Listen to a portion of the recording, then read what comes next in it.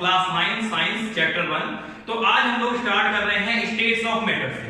तो बेसिकली हमने आपसे डिस्कस किया था पहले के कॉन्सेप्ट और कहा था कि आप लोग स्टेट्स ऑफ मैटर कितने होते हैं इसको ढूंढिएगा। तो उम्मीद है आपने सर्च किया होगा। तो स्टेट्स ऑफ मैटर बेसिकली आपके 5 टाइप्स के होते हैं। स्टेट्स ऑफ मैटर आपके 5 टाइप्स के होते हैं। कौन कौन से होते हैं? 4 नेचुरल होते हैं, 1 मैन-मेड होता है। 4 नेचुरल, 1 मैन-मेड। याद करिए कौन कौन सा? पहला सॉलिड, लिक्विड, गैस, सबको याद है। सॉलिड, लिक्विड और गैस, ये सबको याद है। उसके बाद चौथा जो नेचुरल आपका स्टेट है वो है प्लाज्मा। वो कौन सा है? प्लाज्मा। तो नेचुरल कौन कौन से हो गए? Solid, liquid, gas and plasma. और मैन मेड हो गया आपका बोस-आइंस्टीन कंडेंसेट। अब देखते हैं इसको। स्टेट ऑफ मैटर फर्दर इसको डिवाइड कर लिए 2 ग्रुप में, नेचुरल और आपका दूसरा मैन मेड। आप ऐसे इसको फ्लोचार्ट में एक बार बना लोगे ना तो आप कभी नहीं इसको भूलोगे। तो इसको आप बना लीजिएगा। पहला आपका सॉलिड, सेकंड है आपका लिक्विड,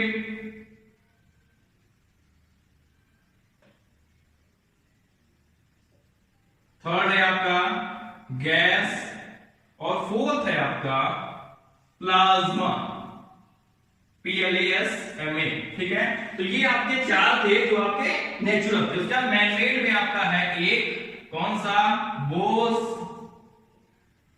आइंस्टीन कंडेंसेट। ये आपको हायर क्लास में पढ़ाया जाता है, लेकिन मैंने कहा कि मैं जो भी आपको नॉलेज प्रोवाइड की जा सकती है वो मैं आपको करूंगा। इसलिए आपको बता रहा हूं कि स्टेट्स ऑफ मैटर आपके ये होती है। पढ़ने आपको केवल सॉलिड, लिक्विड और गैस यही 3 है, लेकिन आपको नॉलेज होनी चाहिए कि आपके जो मैटर है वो 5 होते हैं। ये होता है एक एवरेज स्कोलर और एक आपका एक्स्ट्रा ऑर्डिनरी स्कोलर में कि क्या डिफरेंस है। तो यही चीज है। और आप जो भी चीज पढ़िए उसको आप लेटेस्ट इंफॉर्मेशन जानने की कोशिश करिए, क्योंकि हमारी एनसीईआरटी ये बहुत अनफॉर्चुनेट है कि 10-10 साल, 6-6, 8-8 साल तक चेंज ही नहीं होती। जहां पे दुनिया आपकी डेली चेंज हो रही है, आपकी बुक्स 10 ईयर्स में भी चेंज नहीं होती है। इसलिए जो भी आपको इंफॉर्मेशन कहीं से मिले उसको आप सिंक करके पढ़िए। ठीक है, अब इसके बाद देखते हैं हमको इसके बाद देखना है कि ये जो सॉलिड, लिक्विड, गैस है इनकी क्या क्या प्रॉपर्टीज होती है। तो ये देखते हैं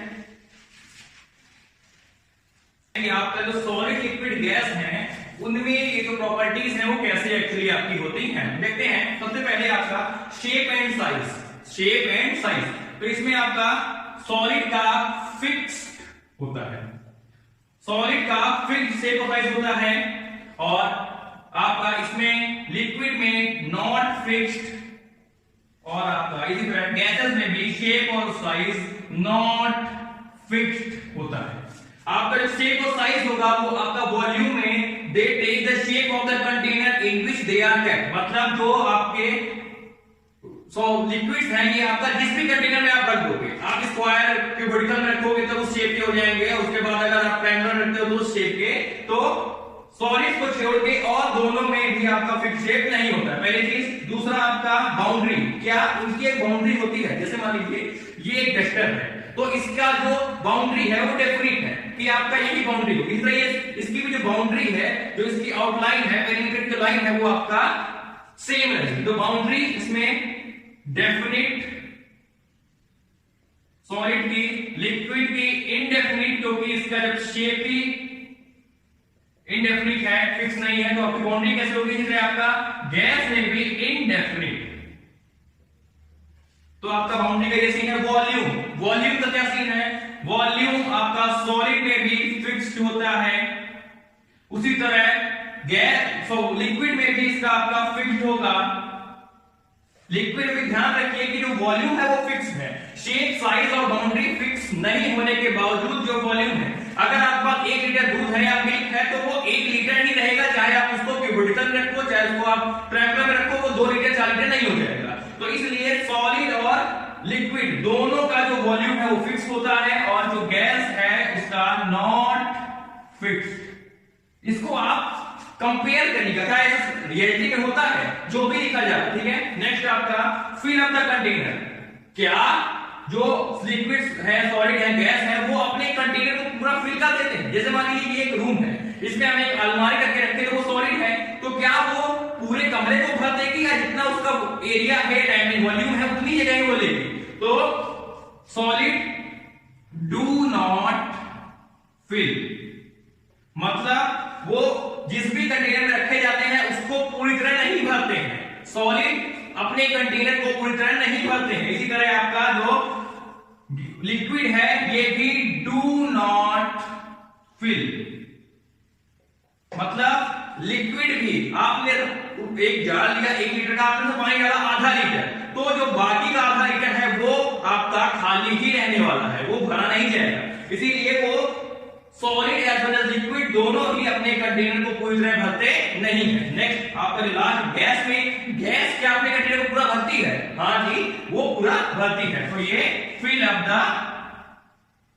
कंटेनर।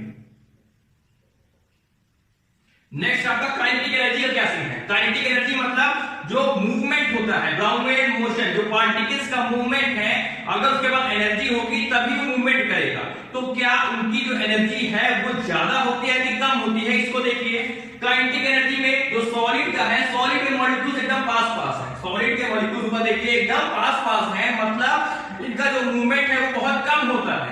मूवमेंट बहुत कम है, मूवमेंट कम होने की वजह है आपका कि उनमें जो काइनेटिक एनर्जी है वो मिनिमम होगी। तो काइनेटिक एनर्जी आपकी मिनिमम, सबसे कम। उसी तरह गैस लिक्विड्स में जो आपका पार्टिकल्स है वो रिलेटिवली दूर दूर है, इसके कंपैरिजन में थोड़ा दूर है, तो आपकी जो इसकी काइनेटिक एनर्जी होगी लिक्विड की वो आपका सॉलिड से ज्यादा होगी, लेकिन आपका गैस से कम होगी, क्योंकि गैस के पार्टिकल्स और दूर दूर हैं तो उनका मूवमेंट और तेज होता है। इस वजह से जो लिक्विड का काइनेटिक एनर्जी है वो सॉलिड से ज्यादा और गैस से कम। तो इसको आप लिखोगे इंटरमीडिएट, मतलब बीच की, इंटरमीडिएट मतलब बीच की, इससे ज्यादा इससे कम, और गैस की मैक्सिमम, गैस की मैक्सिमम। नेक्स्ट आपका इंटरमॉलिक्यूलर स्पेस, जो जगह है, इंटरमॉलिक्यूलर मतलब दो मॉलिक्यूल्स के बीच को कहते हैं इंटरमॉलिक्यूलर, मतलब दो मॉलिक्यूल्स के बीच वाली की जगह को या फिर जो उनकी एनर्जी है उसको बोलते हैं। जहां भी दो मॉलिक्यूलर का नेम आएगा या नाम आएगा वो आप कहोगे वो लोग इंटरमॉलिक्यूलर है, ठीक है। तो इंटरमॉलिक्यूलर स्पेस में इसमें स्पेस सबसे कम होता है, तो इंटरमॉलिक्यूलर स्पेस मिनिमम। उसी तरह इसमें स्पेस थोड़ा सा ज्यादा होता है इससे, लेकिन इससे बहुत कम होता है, तो इंटरमीडिएट इसमें भी, तो इसमें भी आपका इंटरमीडिएट। और उसके बाद नेक्स्ट आपका इसमें जो स्पेसिंग है वो सबसे ज्यादा होती है, इसलिए इसमें आपका मैक्सिमम। नेक्स्ट आपका इंटरमॉलिक्यूलर अट्रैक्शन। इंटरमॉलिक्यूलर अट्रैक्शन मैंने कहा था ना कि जो पार्टिकल्स होते हैं वो अट्रैक्ट करते हैं, तो अट्रैक्शन कैसे होता है?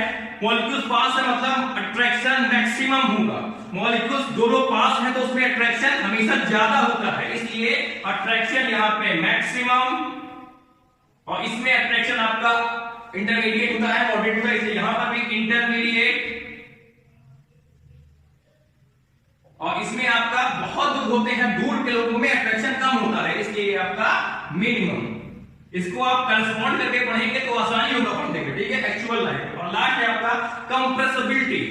कंप्रेसिबिलिटी मतलब कि क्या उस चीज को दबाया जा सकता है कि नहीं, दबाया जा सकता है कि नहीं। तो सॉलिड में जैसे आपका मार्कर है, इसको आप इतना भी दबाओगे आप दबा नहीं सकते, थोड़ा बहुत दबाओगे फिर टूट जाएगा, तो फिर इनकंप्रेसिबिलिटी आपका सॉलिड में नॉट पॉसिबल या फिर नो कंप्रेसिबिलिटी आपको लिख दो, सिंपल लिखोगे नो कंप्रेसिबिलिटी, ठीक है, या फिर आप लिख लीजिए और नो। उसके बाद गैसेस, लिक्विड्स का क्या सीन है? लिक्विड्स में आप उनको कंप्रेस कर सकते हो लेकिन बहुत ही लिमिटेड एक्सटेंट में, बहुत ही लिमिटेड, तो इसमें आप करोगे बहुत कम, तो इसमें कहोगे लिटिल कंप्रेसिबल, लिटिल कंप्रेसिबल मतलब बहुत कम कंप्रेस हो सकते हैं, ठीक है। और गैसेस में पार्टिकल्स बहुत दूर हैं तो उनको पास लाया जा सकता है, इसलिए दे आर कंप्रेसिबल, आराम से आप इसको कंप्रेसिबल कर सकते हो। तो ये आपका बेसिक एक चार्ट है जिस आपको बताता है कि उनकी प्रॉपर्टीज क्या है। ये चार्ट अगर आपको याद है ढंग से और आपने कॉन्सेप्ट में समझा लिया तो एटलीस्ट 20% आप दूसरों से एज में होंगे, आपको अगर ये याद हो जाए पूरा ये चार्ट और आपको देखना ना पड़े, रटना ना पड़े, तो और इसका लॉजिक समझ जाओ कि क्यों ऐसा क्यों होता है कि इसी को प्रोबेबिलिटी सबसे ज्यादा है, इसकी सबसे कम है, ये आपका मैक्सिमम, ये मिनिमम, इंटरमीडिएट, ये क्यों है, इसका रीजन डेवलप कर लेगा तो 20% आप अपने अदर स्टूडेंट से या फिर अपने अदर फ्रेंड से आप आगे हो जाओगे, ये गारंटीड है। ठीक है, तो हमने देखा इसमें ये कैसे होता है। अब इसके बाद एक पार्ट और आएगा इसका, जिसमें हम बेसिकली चेंज ऑफ स्टेट, छोटा सा पार्ट होगा, उसको हम चेंज ऑफ स्टेट को उस पर डील करेंगे। तो उम्मीद है आपने कल का जो होमवर्क है वो कर लिया होगा, पहले जो भी दिया गया था। So thanks for watching, have a nice day, good luck.